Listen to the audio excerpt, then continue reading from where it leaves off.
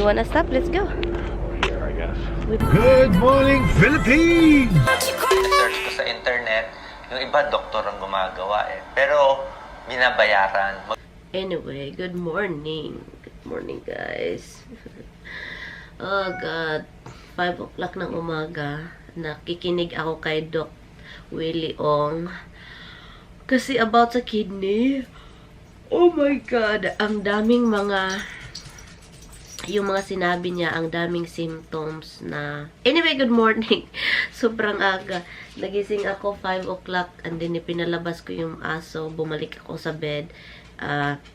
Nakikinig ako kay Doc Ong. Time check, it is 6:38 na, and about sa mga kidney, oh my God, yung mga naramdaman ni Tommy is talagang kidney problem.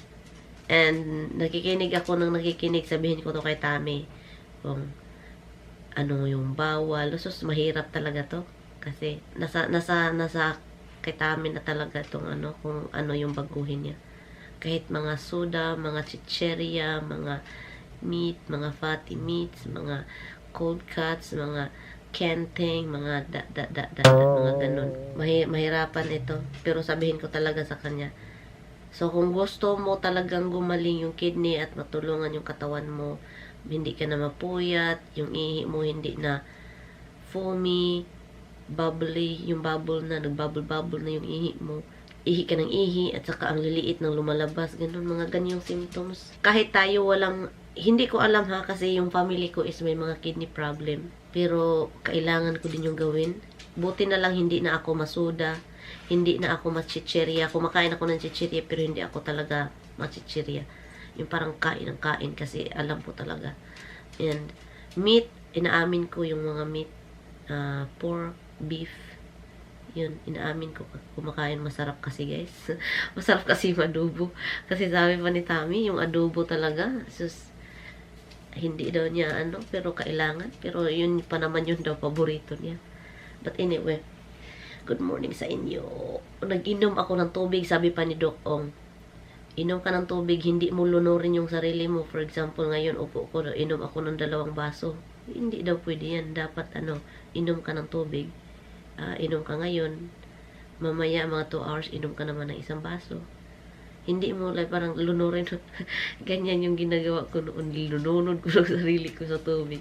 Pero kailangan pala like every 1 baso, and then mamaya naman 1 baso, mamaya naman 1 baso. Pero noon hindi ako talaga, alam mo, noon hindi ako uminom ng tubig. Nakalimutan ko nang uminom ng tubig ng the whole day. And then bago matulog para man akong uhaw. Nakalimutan wala pala, hindi pala ako uminom ng tubig the whole day. Yun. At saka yun, nag-start yung ulo ko, sakit. Yan. Pasensya na guys ha, sobrang aga nag-usap tayo kasi nanonood talaga, hindi pa nga ako tapos halfway pa, ang taas kasi ng video na yan, mga ilang minuto ba yung video na yan. Look, almost an hour, it's 41 minutes, like ang taas, diba? Hala. Brown rice pwede. Pero White rice daw guys. Kaning 3 plato, wala eh. Ay, 3 plato. Diabetes tayo niya. Hala. Dahil pag White sobrang rice daw. kanin, o kahit tinapay na pandesal, kanin din yon, french fries, Hala. mamantika, kanin, french fries, pandesal. Pag dinamihan mo yan, hirap na hirap yung pancreas natin. Hala. Bakit mahirapan? Puro carbohydrates, tataas yung blood sugar mo. Hala. So maglalabas yung katawan mo ng insulin. Mamaya mapapagod na yung pancreas mo maglabas ng insulin. Sabi niya, kain ka ng kanin only rice, di ba? Only rice, 3 cups. O, sabi ng pancreas mo, pagod na ako kakagawa ng insulin, bahala ka na sa buhay mo, hindi na ako gagawa. Pag blood test, mataas na blood sugar. Sabi ni Doc Ong, walang white rice, pero yun look, nagluluto ako ng white rice. Kahit sabi niya, bawal. Pero, para mamaya pag uwi ko, may na tayo. Anyway, so nag-usap kami ni Tommy. So, nag-usap kami, and yung resulta sa CAT scan niya kahapon, may doktor na pumunta doon, sobrang aga daw, and yung result is yung sakit na nararamdaman ni Tommy dito is hindi daw yun sa kidney. So nakakaloka kasi sabi nila yung kidney, alam naman namin niya na yung kidney ni Tommy is may problema si Tommy sa kidney, and may mga stones, may cyst doon sa kidney and kailangan yun i-resolve. Kaya hindi si Tami maniniwala sa mga doktor, ayaw niyang maniwala. Kasi puro na lang, hindi nila i-resolve, hindi nila tapusin kung ano yung sinisimulan. Hindi nila inaayos, hindi nila sinasabi na, oh, kailangan nating alisin ito, kailangan natin i-surgery, kunin yung mga anik-anik doon. Wala, sabi pa. So ngayon, i-release daw si Tami ngayon palabas, outpatient daw. So, ano yung tawag nila? Outpatient. So, palabasin si Tami ngayon. Pero sabi ko sa kanya, kailangan yung may pain management si Tami. Kailangan siyang may medication for pain. Kasi ang sakit talaga, hindi kaya na naramdaman niya na ganun. At saka walang painkiller. Kasi sobrang sakit talaga. So, yung MRI niya is Friday sa ibang hospital, sa ibang town. So, which is malapit lang dito. Pero, yeah, doon. So, iwan ko guys, basta. Nakakatakot mag-MRI, as in, takot si Tami, takot siyang magpanic siya, claustrophobic si Tami, claustrophobic, basta yun, takot siya si Tami sa close. At saka ayaw niya, di ba kapag mag-MRI ka, higa ka straight, hindi siya makahinga kapag higa lang siya straight, and then ganun. So, makikita, puntahan ko lang siya mamaya after, kasi sobra pang aga, wala pang 9 o'clock. Dalhin ko siya dito sa Friday. What is today? Today is Wednesday. So, yeah, today is Wednesday. And, anyway, so, mag-grocery ako mamaya. I'm gonna buy some cranberry for Tami, vegetables, good food for him because I'm gonna buy cauliflower for him. I'm gonna cook it, freeze it, and if he want to eat, he can just microwave or just reheat it in the stove. So, gusto kong gawin yan kasi I really want him. I don't want him to buy chips everywhere. I'm going to throw all the chips out sa bahay. Kasi ang daming chips, si Cheria. Dami. But anyway guys, so yun lang yung ano ko this morning na katatapos lang yung tumawag. Hi guys!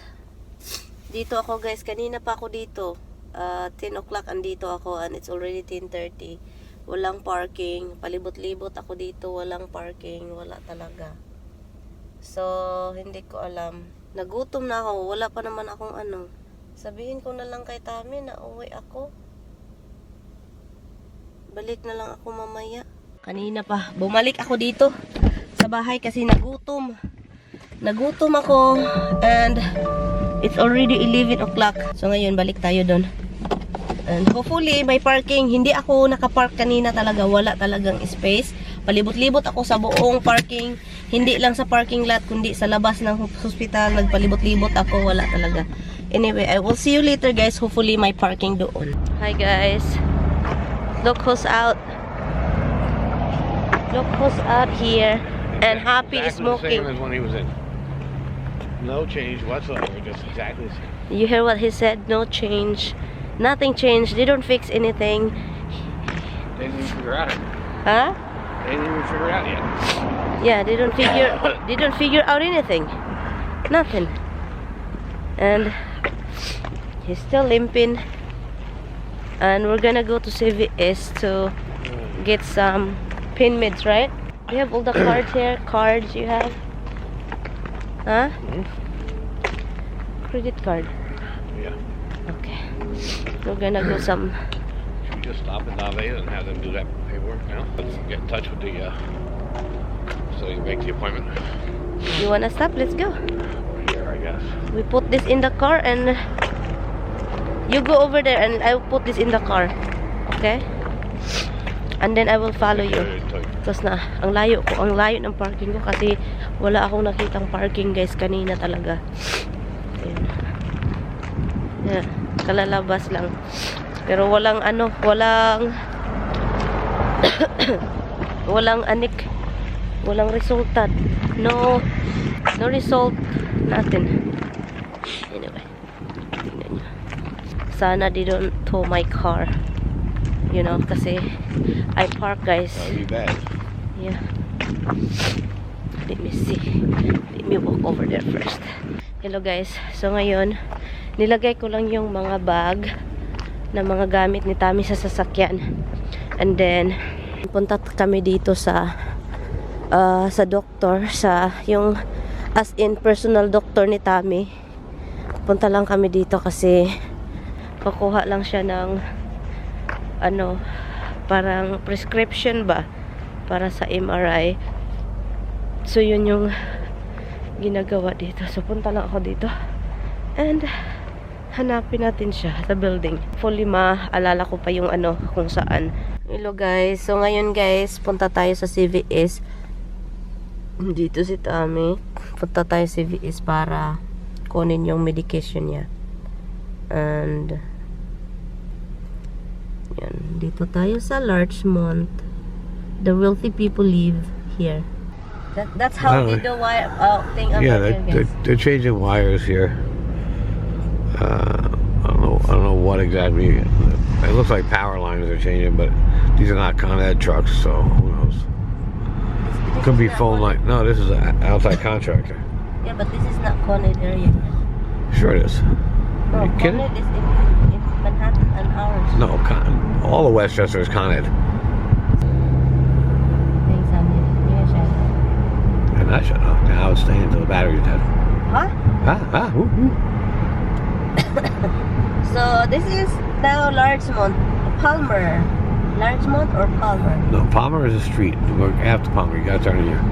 Yeah. This is where, up there is where the cat's vet was, right there. yeah, for 12 years. The VCA, that blue sign over For there. 12 years, this is where we always go for man. Oh wait, I don't see the trailer. Maybe they finally opened the store.